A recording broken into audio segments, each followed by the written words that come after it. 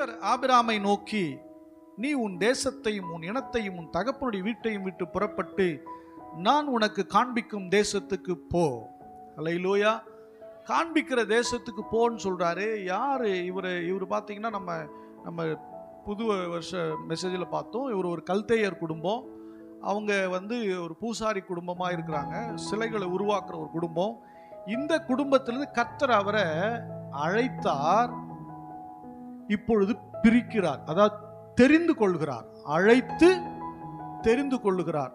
ஒரு தேவனுடைய பிள்ளையின் வாழ்க்கையில் 3 விஷயம், 3 இல்லை 4 நடக்கும். ஃபர்ஸ்ட் 3 பார்த்துக்கலாம். அப்புறமா 4வது அது இப்போ உங்களுக்கு சொல்ல வேண்டிய அவசியம் இல்லை. நான் அப்புறம் வருமா தனி மெசேஜில் சொல்கிறேன். 1 அழைக்கிறார். 1 என்ன பண்ணுறாரு? அழைக்கிறார். யாரெல்லாம் அழைக்கிறாரு? யாரெல்லாம் அழைக்கிறார்? எல்லோரையும் அழைக்கிறார். எல்லோரையும். அழைக்கப்பட்டவர்கள் அநேகர், தெரிந்து கொள்ளப்பட்டவர்கள் சிலர். நீங்கள்லாம் தெரிந்து கொள்ளப்பட்டவர்கள். நீங்களோ நானோ தெரிந்து கொள்ளப்பட்டவர்கள்.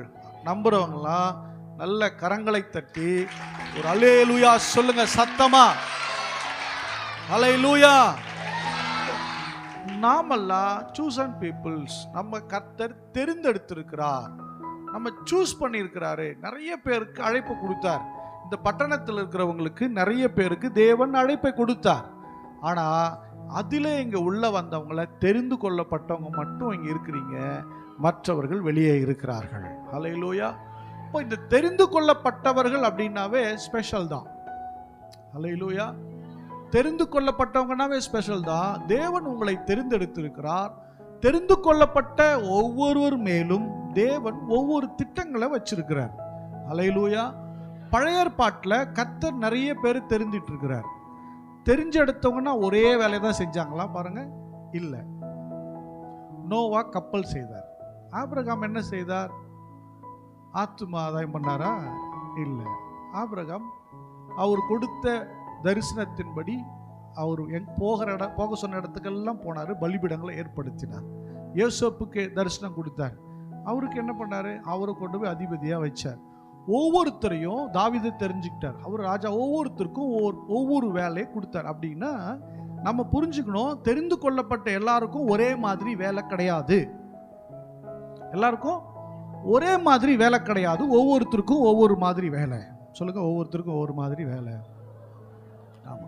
அப்படின்னா இன்னைக்கு நம்ம தேவனுடைய பிள்ளைகளை அழைக்கப்பட்டு உள்ளே வந்திருக்கிறோம். தேவன் நம்மை தெரிந்து கொண்டிருக்கிறார். இங்க இருக்கிற ஒவ்வொருவர் மேலும் ஒவ்வொரு விதமான தெரிந்து கொள்ளுதலை தேவன் வச்சிருக்கிறார். அந்த தெரிந்து கொள்ளுதல் ஒரு அழைப்பு இருக்குது. அல்லேலூயா. அதுல ஒரு ஸ்பெஷலா கர்த்தர் வச்சிருக்கிறார். அப்போ நீங்களும் நானும் இங்க இருக்கிற அத்தனை பேருமே விசேஷமானவர்கள் தான். சொல்லுங்க, நாம யார் தான்? விசேஷமானவர்கள் தான். அல்லேலூயா. அப்போ நமக்கு அதை நம்ம முதல்ல உள்ள அப்சர்வ் பண்ணி எடுத்துக்கணும். வாசிக்கலாம். 1 பேதுரு 2ஆம் அதிகாரம் 9ஆம் வசனம். வாங்க சீக்கிரம். 1 பேதுரு 2:9. நீங்களோ உங்களை அந்தகாரத்தினின்று தம்முடைய ஆச்சரியமான ஒளியினிடத்திற்கு வரவழைத்தவருடைய புண்ணியங்களை அறிவிக்கும்படி தெரிந்து கொள்ளப்பட்ட சந்ததியாயும் ராஜரீகமான ஆசாரிய கூட்டமாயும் பரிசுத்த ஜாதியாயும் அவருக்கு சொந்தமான ஜனமாயும்